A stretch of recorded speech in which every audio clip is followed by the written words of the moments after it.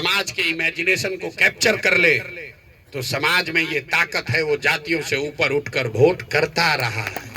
आगे करेगा कि नहीं छोड़ दीजिए, पीछे करता रहा है। लेकिन आपको लग रहा है कि जातीय पे वोट पड़ता है। क्यों लगता है? इसलिए कि हमने कई चुनाव का आपको हवाला नहीं दिया। तो जब चुनाव में कोई व्यक्ति विशेष नहीं है, कोई नया विचारधारा नहीं, कोई नया प्रयास नहीं, कोई नया विषय नहीं, दोनों लड़ने वाला एक ही जैसा दिख रहा है, तो समाज भी कहता है दोनों तो एक ही जैसा दिख रहा है, चलो अपना जाते वाले को दे देते हैं। तो अगर आप कोई नई विचारधारा, नया प्रयास, नया विचार समाज के सामने रखेंगे और अपने आचार से, विचार से, व्यवहार से, ईमानदारी से, शुद्धता से समाज को ये कन्विंस कर ले कि नहीं आप ठीक बात कर रहे हैं, तो समाज में ये ताकत है, वो जातियों से ऊपर उठकर वोट देता रहा है। ये भ्रम मत पालिए। दूसरा समझिए, अगर मान लीजिए आपको लग रहा है सब जातीय, कितनों हम कहेंगे आप मानिएगा नहीं, फिर यहाँ पूछेंगे अच्छा ये बताओ अगर सब आदमी जाति पर वोट दे रहा है तो बिहार में मोदी जी को वोट दिया कौन है? मोदी जी के जात का तो बिहार में कोई है ये नहीं है। फिर भी आदमी कहता है, तुरंत उलट के कहेगा ना भैया और जात पर नहीं दिया, वो तो धर्म पर, हिंदू मुसलमान पर दिया है। अरे भाई जात पर नहीं ना दिया है। आप बताइए यहाँ 18% मुसलमान है, वो लालू जी को वोट देता है, क्यों देता है? लालू जी उसके जाति के हैं? नहीं, वो भाजपा के डर से देता है। जाति वहां भी फैक्टर नहीं है। जाति बहुत बड़ी सच्चाई है, लेकिन जाति एकमात्र सच्चाई नहीं है। अगर जाति एकमात्र सच्चाई होती तो आप 2009 का उदाहरण देखिए। 2009 में यहाँ पर नीतीश कुमार और भाजपा चुनाव लड़े साथ में, तब मोदी जी का इतना नाम नहीं था, भाजपा का, संघ का, अमित शाह का इतना प्रभाव नहीं था। नीतीश कुमार भाजपा के साथ चुनाव लड़ रहे थे, सामने से लालू जी, कांग्रेस और रामविलास पासवान जी की पार्टी एक साथ थे। और 2009 में एनडीए को यहां सीट आया 206। लालू जी पूरे गठबंधन के साथ निपट गए 35-36 सीट पर। वही गठबंधन फिर चुनाव लड़ा 2020 में।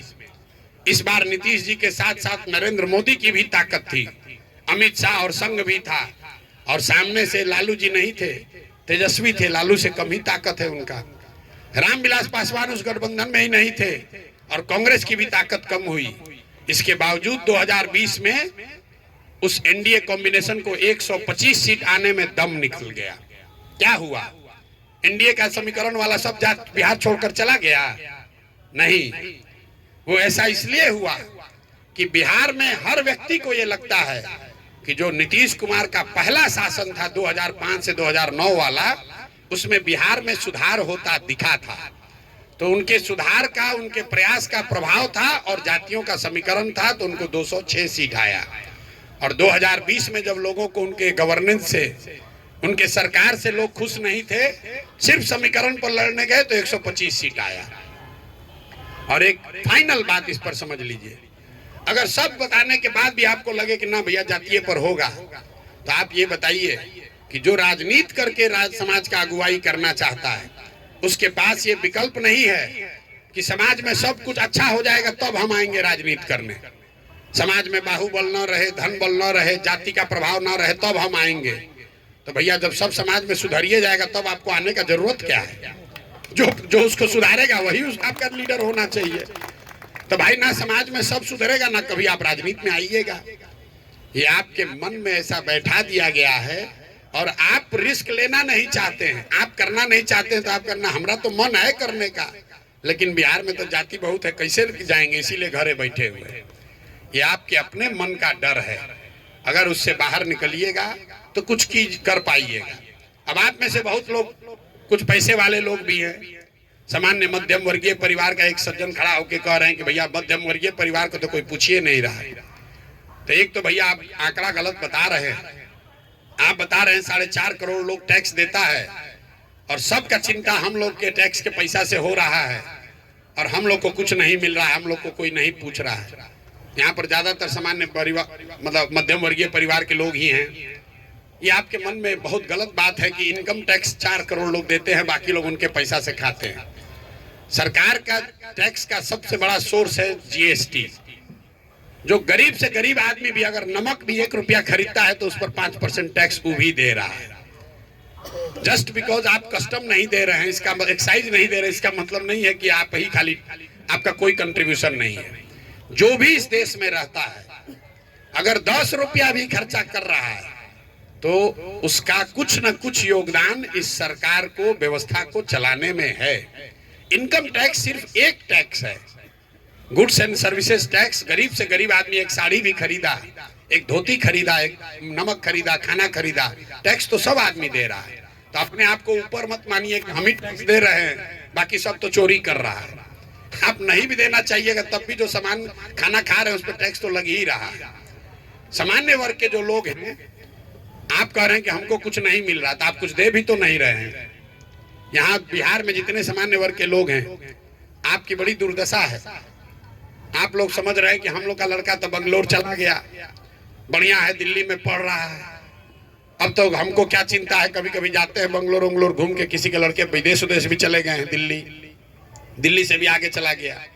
तो हम आपको बता रहे हैं अपने अनुभव से कि जो यहाँ गरीब है वो तो कष्ट में है, लेकिन आपसे ज्यादा कष्ट में कोई नहीं है। गरीब का लड़का जो है वो पलायन करता है, मजदूरी करने जाता है जवानी में, जब वो बूढ़ा हो जाता है, शरीर थक जाता है तो वापस आता है घर। लेकिन सामान्य परिवार के लड़के जो पढ़ने नौकरी करने बाहर गए, आप हमसे लिख कर ले लीजिए, अगर बिहार में यही दशा बनी रही तो आपके बच्चे वापस लौटकर कभी नहीं आएंगे, कभी नहीं आएंगे। आप देखिए जिस मैदान में आप बैठे हुए हैं, जिस व्यक्ति ने भी इसको बनाया होगा, कितना सोच के बनाया होगा, इतना बड़ा प्रॉपर्टी कि यहाँ हमारा पतोह रहेगा, यहाँ बेटा रहेगा, यहाँ खाना खाएंगे, यहाँ झूला चलेगा, यहाँ झरना चलेगा। आज इसमें कोई नहीं है, कोई नहीं रह रहा है। हमारे पिताजी ने 2-3 घर बनाया है, बड़ा सोच सोच के बनाया, यहाँ पर हमारा लड़का रहेगा, यहाँ पतोह रहेगी, वहां पर दिया बत्ती जलाने वाला भी कोई नहीं बचा है। और हम तो यहाँ पर पैदा हुए हैं तो फिर भी आए हैं। हम आपको बता रहे हैं, मेरा लड़का तो कभी गलती से भी पटना में नहीं आएगा। हम 4 बार समझाते, भाई आओ पटना में आए हैं, एक दिन में मिलने आओ, कहना पटना मन नहीं लगता, तुम वहीं आ जाओ, दिल्ली आ जाओ। तो जो आप समझ रहे हैं कि भैया हम तो पैसा कमा रहे हैं, रात दिन मेहनत आप कर रहे हैं, तो आपके बच्चों के भी हक वो लगने वाला नहीं है। बेटा नहीं तो पतो नहीं तो नाती आपका अमेरिका से बैठे बैठे आपका संपत्ति बेच देगा पटना में, आपसे पूछने भी नहीं आएगा कि बड़ा मेहनत करके आप घर बनाए थे। इसलिए अगर आपको भगवान ने, समाज ने कुछ दे दिया है, किसी भी तरीके से आप कुछ आगे हो गए हैं बुद्धि से, संसाधन से, तो ये आपकी हमारी जिम्मेवारी है कि कुछ न कुछ इस धरती के लिए, इस समाज के लिए वापस करें। पैसा और समय किसी के पास ज्यादा नहीं होता।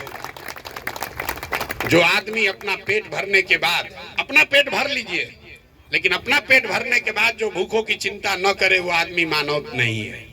अगर मानवता का नाम ले रहे हैं तो इतना जरूर कीजिए कि अपना पेट भर जाए, तो जो कोई अगर एक आदमी को भी खिला सकते हैं तो खिलाइए। आप और हम आज इसलिए यहाँ खड़े हैं, आप यहाँ कुर्सी पर बैठकर भाषण दे सकते हैं, सोच सकते हैं, अपना परिवार चला रहे हैं, अच्छी जिंदगी जी रहे हैं, क्योंकि किसी ने यहाँ पर सरकारी स्कूल बनाया होगा, किसी मिशन स्कूल में हम भी गए होंगे पढ़ने। अगर वो किसी ने नहीं बनाया होता तो हम भी किसी गांव में बैठकर मजदूरी कर रहे होते। तो इस समाज ने जो आपके लिए किया है, जिस मेडिकल कॉलेज में, जिस इंजीनियरिंग कॉलेज में आप गए, जिस सरकारी विद्यालय में पढ़े, जिस शहर का आप इस्तेमाल कर रहे हैं, ये सब आप पर कर्ज है। इसको अपने इसी जिंदगी में चुका कर जाइए। कुछ नहीं कीजिए, 1 घंटा समय निकालिए, अपने लिए नहीं अपने बच्चों के लिए कीजिए। हम लोग के तो हिंदू धर्म में कहते हैं लोग कि माँ बाप जो करते हैं वो उनके बच्चों के सामने आता है। अगर आप सोच रहे हैं कि हम बहुत मेहनत कर रहे हैं, बहुत रुपया कमा लेंगे, एक मिनट भी समाज के लिए नहीं देंगे, तो बुरा नहीं मानिएगा, आपके बच्चों के हक कुछ नहीं लगने वाला है। जब जहाज डूबेगा तो उसमें बैठा हुआ हर आदमी डूबेगा, चाहे आप धनी हैं या गरीब। इसलिए जो लोग पैसे वाले हैं, समझदार हैं, समाज ने उनको आगे बढ़ा दिया है। आप पर, हम पर ये ज्यादा जिम्मेवारी है कि हम लोग कुछ भी करें, सुधारने का प्रयास करें। अंतिम बात, बिहार को हम सुधारे या आप सुधारे, सुधारने का प्रयास आज हो या 10-20 वर्ष के बाद हो, करना तो किसी न किसी बिहार के आदमी को ही पड़ेगा। अब तय आपको करना है कि आप इसमें कंधा लगाना चाहते हैं, आखि ड्राइंग रूम में बैठ के अपना टीका टिप्पणी करते रहना चाहते हैं। ए भैया इन पर कैसे भरोसा करें, ए भैया कैसे सुधरेगा। कितना भी अंधकार है, एक बार दिया जलाने का प्रयास तो करना ही पड़ेगा। एक कदम बढ़ाइए, कुछ मदद कीजिए। हर आदमी कुछ ना कुछ कर सकता है। कुछ नहीं कीजिएगा, अपना फेसबुक का और जन सुराज लिख दीजिएगा तो ही आपको 100 आदमी पूछेगा, अरे डॉक्टर साहब क्या बात है, आप फेसबुक में जन सुराज में जुड़ गए हैं क्या? आप अपना व्हाट्सएप का डीपी बदलिएगा, 10 आदमी आपको फोन करता है, आपको लोग पूछेगा सर ये जन सुराज में जुड़े हैं, क्या बात है? आप उसको बता सकते हैं। उसके लिए आपको बूथ पे नहीं जाना है, अपना इनकम नहीं छोड़ना है, अपनी पढ़ाई धंधा नहीं छोड़ना है। अगर आप चाहें तो हर दिन 10, 20, 25, 50 आदमी को हर व्यक्ति कुछ ना कुछ बढ़िया बता सकता है। इस अभियान की, इस मिट्टी की सेवा इतनी ही है। आपसे कोई चंदा नहीं मांग रहा है, आपसे कोई मेहनत करने के लिए नहीं कर रहा है। कम से कम इस बात को, विचार को, इस विकल्प को, इस अपॉर्चुनिटी को घर घर तक पहुंचाइए, लोगों को बताइए। जितना आपको लगता है कि हर आदमी जान गया, ऐसी बात नहीं है। आज भी जाकर पटना के, हमारी बात जन सुराज की बात छोड़िए, किसी झुग्गी झोपड़ी में चलिए, वहां पूछिए कि भारत का प्रधानमंत्री कौन है। हम आपको आंकड़े से, अपने अनुभव से बता रहे हैं। अभी भी कम से कम 10 में 3 आदमी, 4 आदमी ऐसा होगा जो प्रधानमंत्री का नाम नहीं बता सकता है। मोदी जी चाहे जितना बड़ा पीआर किए हो, कितनों एडवर्टाइजमेंट चला ले। छत्तीसगढ़ में आज से 10 वर्ष पहले हम सर्वे करने गए थे, जब काम पुराना करते थे, तो छत्तीसगढ़ के जंगलों में, छिंदवाड़ा में हमने जब काम किया, वहां आदिवासियों से पूछा कि देश अब आजकल वोट किसको देते हैं, तो कई महिलाओं ने गांव के गांव बताया कि भैया आजकल हम लोग कमल वाला कांग्रेस को वोट देते हैं, कमल वाला कांग्रेस को वोट देते हैं। सुनिए क्या हुआ, वहां के जो आदिवासी महिलाएं हैं वो इंदिरा जी को छोड़ना नहीं चाहती हैं। तो भाजपा के चालाक कार्यकर्ताओं ने उसको कहा कि अब इंदिरा गांधी का जो कांग्रेस है उसका सिंबल हाथ से बदलकर कमल हो गया है। लोग वही कह रहा कि कमल वाले कांग्रेस को वोट दे रहे हैं। तो जितना हम आप आसानी से समझते हैं कि हर आदमी जान गया, ये जरूरी नहीं। आप पटना में बैठे हुए हैं और बहुत सारी बात जो हम आज कह रहे हैं, इसमें नई बात कुछ भी नहीं कहे, रोज ये बात दोहरा रहे हैं, लेकिन आपको शायद बहुत लोगों को पता नहीं है। तो आप इस अभियान की, इस मिट्टी की, बिहार में होने वाले इस प्रयास की मदद ऐसे कर सकते हैं कि कम से कम अपने साथ शागिर्द, दोस्त, मित्र जो भी आपका है, 10 आदमी, 15 आदमी, उसको बताइए, उसको ये बताइए। ये मत कहिए कि भरोसा करो, जुड़ो, ये कहिए कि ये प्रयास हो रहा है, इसको जांचो, परखो, अपने अनुभव के कसौटी पर कसो, और ठीक अगर लगे तो बिहार को सुधारने के इस अभियान में, इस यज्ञ में कुछ न कुछ योगदान करो। बहुत बहुत धन्यवाद।